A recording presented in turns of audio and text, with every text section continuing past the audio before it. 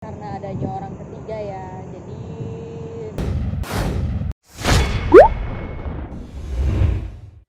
sekarang ya yang jelas aku biayain anakku sendiri, nafkahin anakku sendiri. Sekarang kerja buat anak, ya sebisa mungkin mandiri ya, sebagai ibu yang mandiri. Perceraian mungkin kapan? Kenapa? Perceraiannya sudah dari kapan? Udah dari April tahun 2019. 2019. Mungkin untuk mereview lagi dong kembali gitu alasan perceraian pada saat itu bagaimana sampai terjadinya KDRT mungkin ada apa? Ya karena adanya orang ketiga ya, jadi ketahuan karena dipergokin juga. Waktu itu posisinya juga mamaku juga ikut karena waktu itu mau nemenin El buat ketemu, tapi ternyata ada kejadian yang nggak mengenakan sehingga terjadi cekcok, sempat minta maaf, terus aku maafin, tapi ternyata dia nggak bisa jaga kepercayaan itu. KDRT-nya apa aja sih dilakukan?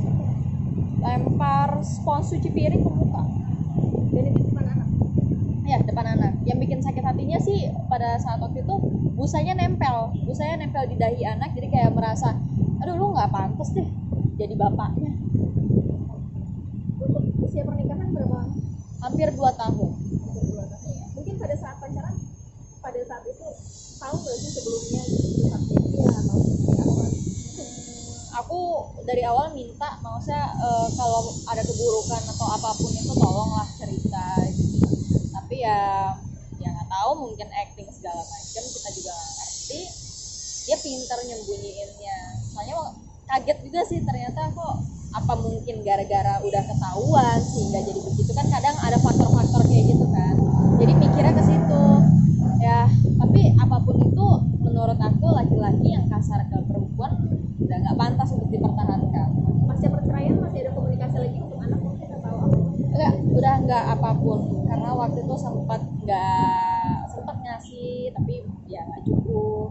Terus tapi pas dia nggak ngasih 3 bulan ya aku ngerasa ini anak manusia loh, bukan robot yang lo biarin bisa hidup, lo setel hidup. Jadi aku bilang, aku putusin untuk sorry, gue masih bisa kok biayain anak gue sendiri. Jadi sudah tidak ada nafkah lagi sampai sekarang. Insya Allah pasti ada rezekinya. Kalau Mungkin anak sendiri suka nyariin bapaknya nggak? dia kan belum ngerti, waktu aku divorce juga masih setahun itu belum paham. Waktu umur 10 bulan kan aku bawa kabur kan, jadi sampai sekarang pun dia nggak sama sekali. Dan aku juga nggak mau yang namanya menunjukkan. Dan tentunya sudah move on gitu. Sudah memiliki pasangan lagi? Ya alhamdulillah itu orangnya. Oh sini mas, masuk yuk. Oh mas kok diem aja nih? Bukan maskernya. Mundur lagi. Kakak kita yang. Oh iya. Ya, gimana mungkin mengenal sosok Ines gimana sih, bagaimana mungkin ceritanya? Kenalnya gimana? Sebenarnya kalau kenal udah dari lama ya. Udah lama. Udah dari saya SMA kelas 1, dia SMP kelas 2 lah ya. 2000 sekitar 2010-11 lah. Tuh, kenalnya juga kebetulan karena temennya saya Esa Sigit itu waktu itu teman satu band, terus satu judul film sama dia. ya, Terus ya udah, terus kenal tapi belum pernah ketemu, cuma chat-chatan doang. Maksudnya kayak ya udah kenalan doang, terus baru ketemu itu ya bener tahun lalu, dan memang setelah udah divorce gitu. Jadi dari dulu udah follow-followan, bahkan mungkin pas Ines nikah sebenarnya foto-foto pribadinya juga saya masih ingat ngeliat gitu. Tapi kayak karena belum ada apa-apaan gitu kan, dan belum pernah ketemu juga, ya udah. Terus pas tahun lalu kontakan, ternyata nggak sengaja lagi nge-reply story di Instagram, tiba-tiba ternyata udah divorce gitu. LBK ya? Apa? LBK jatuhnya Enggak, atau dulu nggak ada hubungan apa-apa, belum pernah ketemu malah. dulu bukan dekat sama. Ya pokoknya dulu intinya kenal tuh cuma temen, ya udah kenalan doang, dikenalin dari Esa. tapi diam-diam mengagumi Ines gitu. Dulu jujur enggak. Dulu malah ada teman satu judulnya Ines yang yang lain. dia taksir. Nah itu aku deket. Jadi karena itulah aku coba follow Ines juga, kenalan Ines juga. Maksudnya waktu itu ya biar dekat sama temen-temennya. Tapi ya ternyata nggak jadi sama yang itu, jadinya sama yang ini gitu. Nah, tapi sebenarnya kamu ada trauma nggak sih sama yang hubungan terdahulu gitu?